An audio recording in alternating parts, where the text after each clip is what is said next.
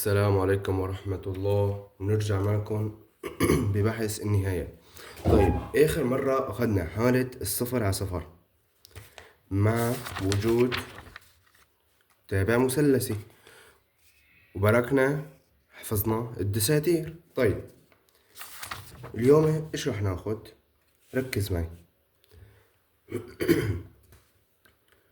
خ... حالتين هامات جدا جدا جدا. ليميت، ركز معي. ليميت ساين الشغلة، ركز على الكلام. ليميت ساين الشغلة على نفس الشغلة تساوي واحد، وليميت الشغلة على ساين نفس الشغلة تساوي واحد. طيب، حلو هالكلام، ركز معي. ما بدي اكتب لك شي، بس ركز معي. ما نهاية التابع اف اكس تساوي ساين الاكس على 5 اكس عندما a تساوي الصفر. طيب، ساين الصفر صفر، انت بتعرف هذا الحكي. 5 ضرب صفر، صفر على صفر، صفر على صفر حالة عدم تعيين. طيب حلو، طبعا هدول الاختيارات. انا بدي اعمل ساين الشغلة على نفس الشغلة. طب هون ساين الشغلة على 5 شغلة، ساين الاكس على 5 اكس، بدي اخلص من ال5. ايش بعمل؟ بس بدفشة. ليش بدفشة؟ لانه بيناتهم ضرب. طلعت طريقة الحل، عملتها 1 على 5 بساين الاكس على اكس. بس دفشت ال5 على الزي بس. لا، ليش؟ لانه في ضرب. لو زائد ما بحسن ادفشه. تمام. عملتها 1 على 5 بساين الاكس على اكس. ساين الاكس على اكس شاد لي 201. 1 ضرب 1 على 5، 1 على 5 الجواب. خلصنا منه. طيب ركز معي. ما نهاية التابع اف اكس تساوي ساين الاكس على جذر الاكس. طيب، صفر على صفر فهمنا. بدي اعمله ساين الشغلة على نفس الشغلة. طب انا عندي بالمقام جذر، طب بدي اخلص من الجذر. طب شو اعمل؟ يعني جيب صف تاسع بيعرف يحله. شلون بتخلص من الجذر؟ بضرب ونقسم بالمقام. نضرب ونقسم بالجذر. ليش؟ لأنه طلع بالمقام، طلع بالمقام جذر إكس ضرب جذر إكس إكس. صار عندك ساين الإكس على إكس ليميتها واحد، بصفى عندك بالبسط جذر إكس. جذر إكس ضرب واحد ليميتها عند الصفر هو صفر. بعتقد ما في مشكلة لهون، يعني بيركين بس عم نعمل الزاوية نفس المقام بس. هون أول وحدة بس دفشت ال5، وهون ضربته قسمت بجذر الإكس. طيب، هون المثال الثالث إكس مربع ناقص إكس على ساين الإكس. هدول الاختيارات. يلا، عند الصفر طلع معي صفر على صفر. شلون بدنا نحله؟ وظيفة لإلك. طيب.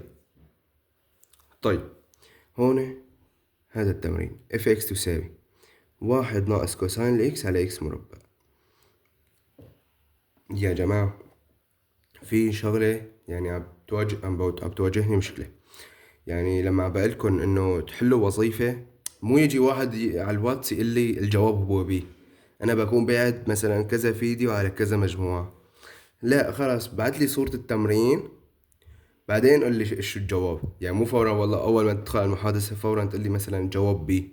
لا، فهمت شلون؟ يعني بس صور لي خيو، تعذب صور السؤال وبعت لي الجواب بس. والله يعطيكم العافية. اف اكس تساوي 1 ناقص كوساين الاكس على اكس مربع. طيب، عند الصفر.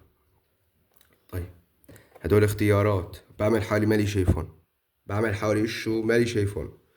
1 ناقص كوساين الصفر واحد، 1 ناقص 1 صفر على صفر، صفر على صفر عدم تعيين. حلو، ركز معي. أنا بالبسط عندي شي ساين مشان أعتمد على ساين الشغلة على نفس الشغلة حسب القاعدة. لا والله ما عندي.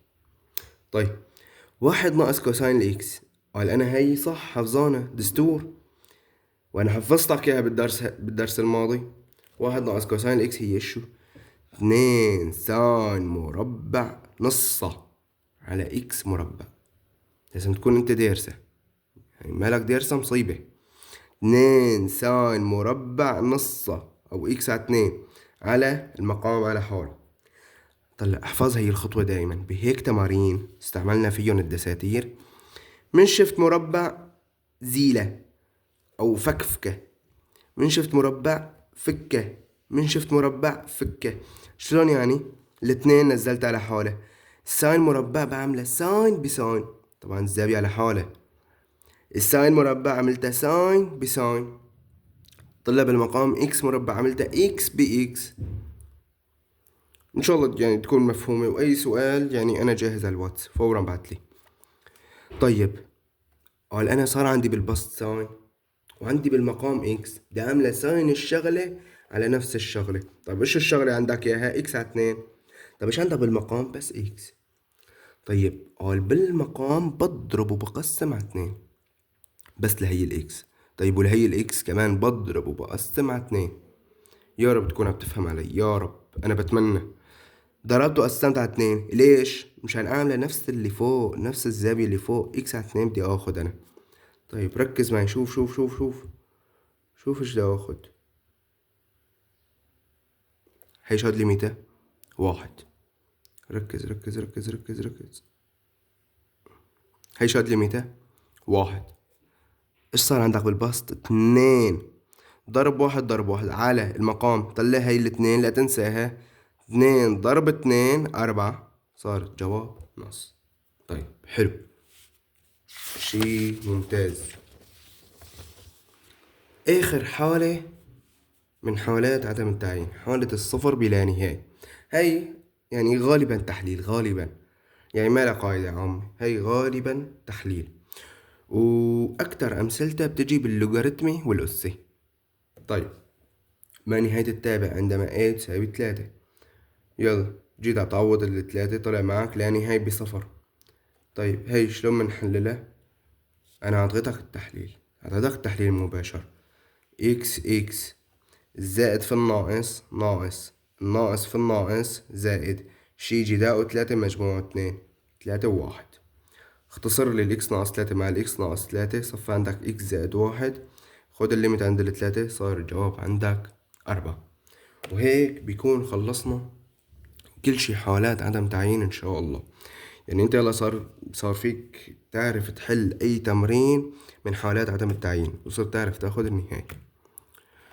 الله يعطيكم الف عافية.